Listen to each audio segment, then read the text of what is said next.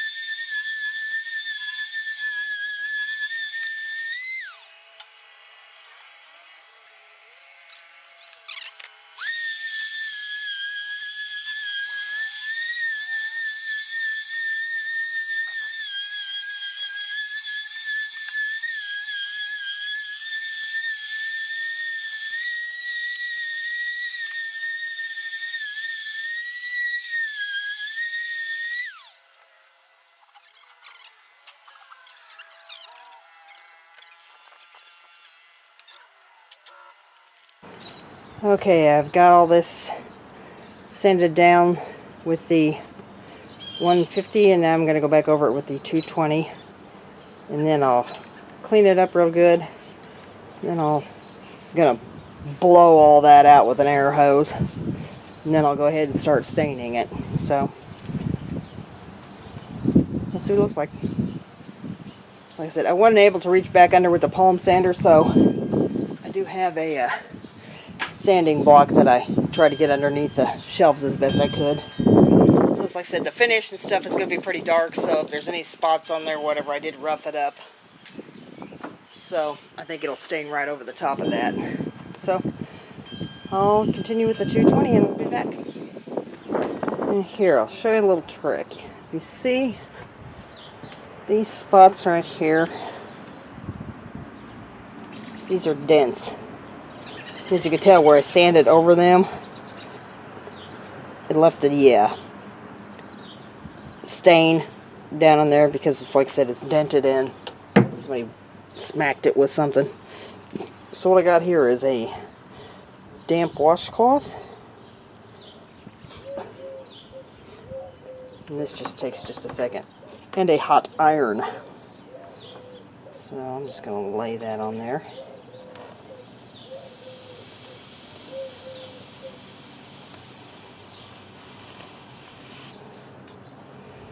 And what this does is it actually expands the grain of the wood. And if the dent isn't too bad, it'll actually bring that dent back out.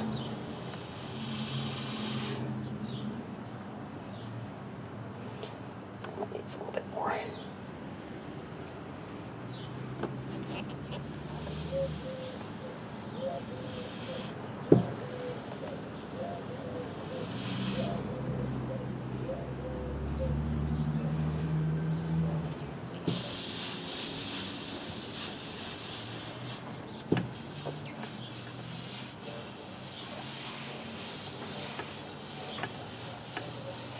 You want to make sure your washcloth is damp.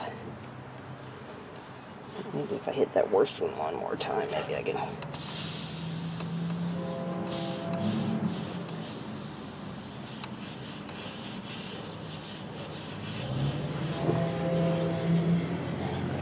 Now we'll see if we can pull that out, sand over that, and get that out of there.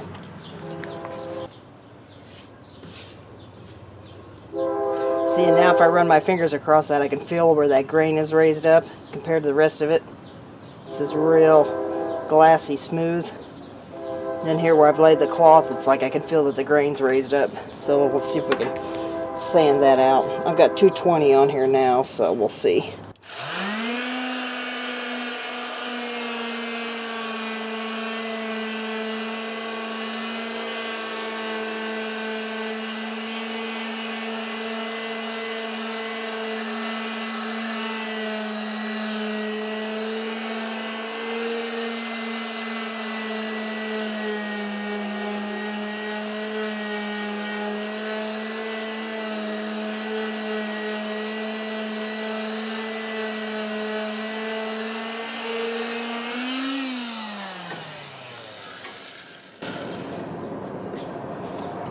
You see the smaller ones came out.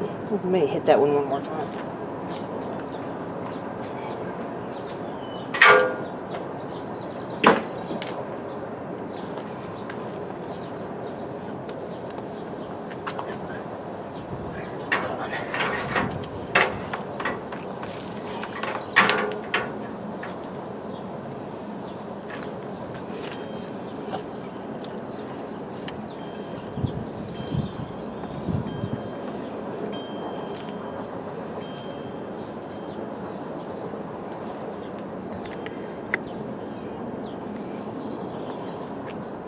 This is a good way and stuff. It's like if you like to refinish like guns and stuff like that. If you got a gun stock that's got some dents in it, or actually anything wooden, as long as the dent isn't like too bad, you could actually pull it out.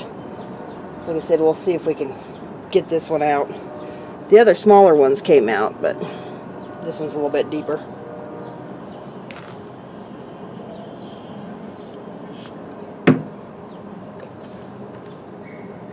Let's see. One more time.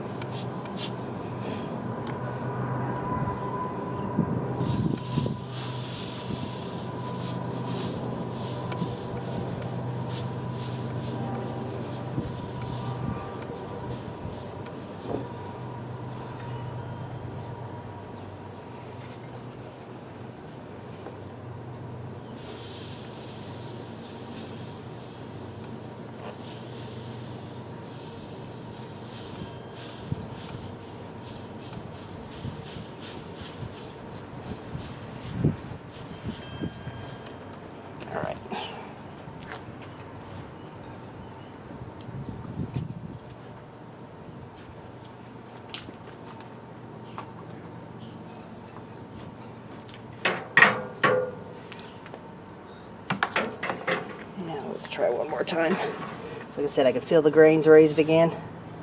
I think this time we'll get it out.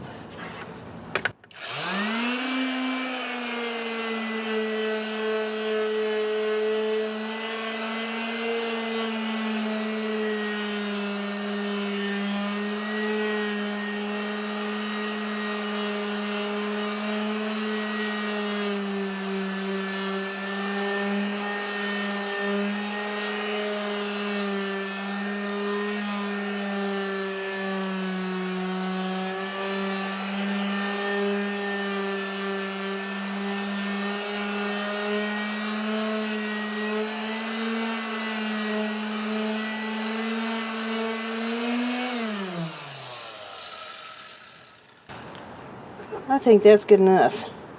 It's like I don't really feel that. Just a little stain down in there.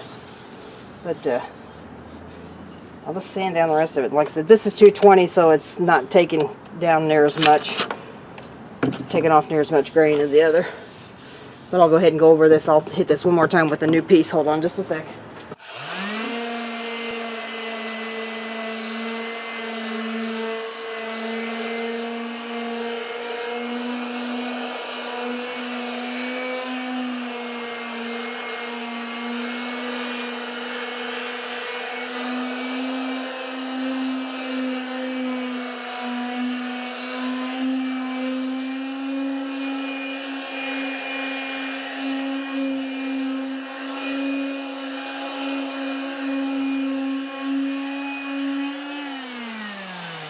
Like I said, I can't really feel that dent in there at all.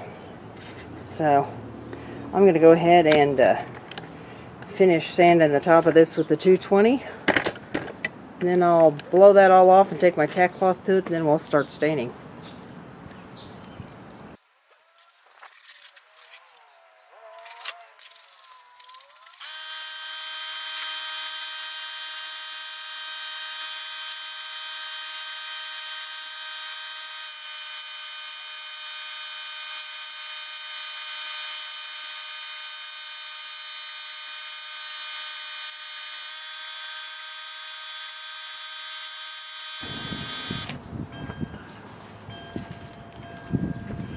Alright, now I've got, there goes my chimes again, tack cloth. And make sure and stuff that it can get all the dust off of this thing.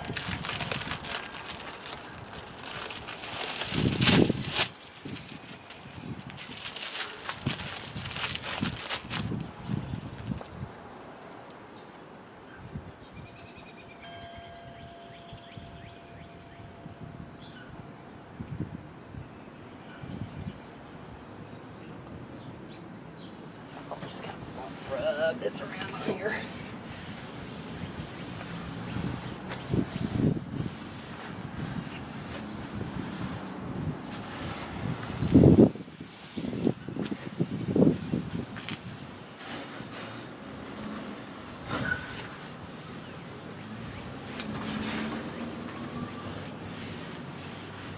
This just ensures and stuff that if there's any dust on there, like what you see here, that you get that off before you start staining or doing the poly at all.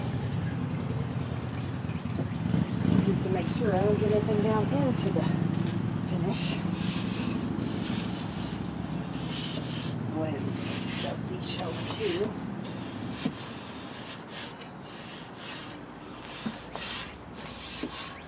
And then I will get my stain and start in on that. So I'm going to fold this up and put it back in the bag so it doesn't dry out. I get the bag back open. And the stain I bought, I believe, is a red oak or red chestnut. We actually took, in order to try to get this matched as close as we could, actually took a piece out of here.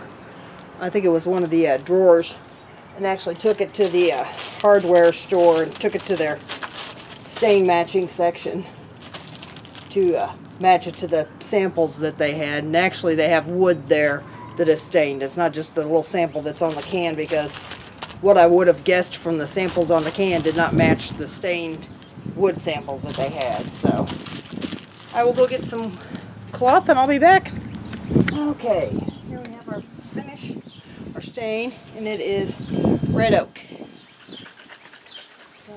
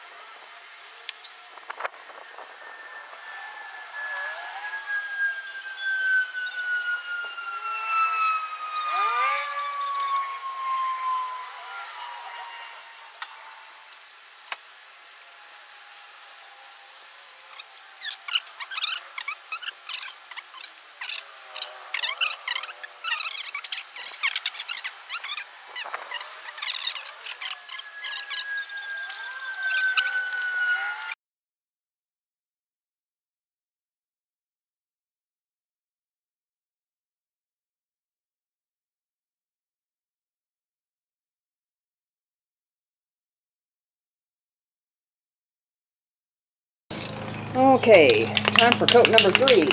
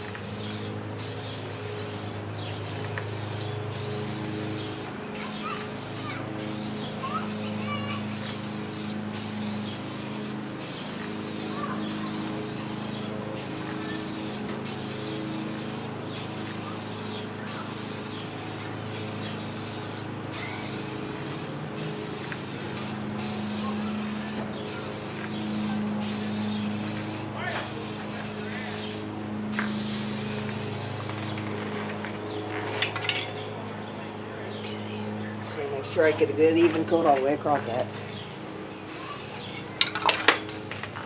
Another 5 minutes and I'll put the last coat on here. Then we will leave it alone to dry.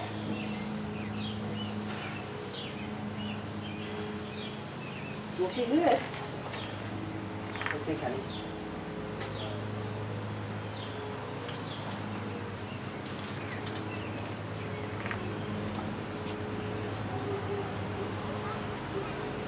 Let's probably just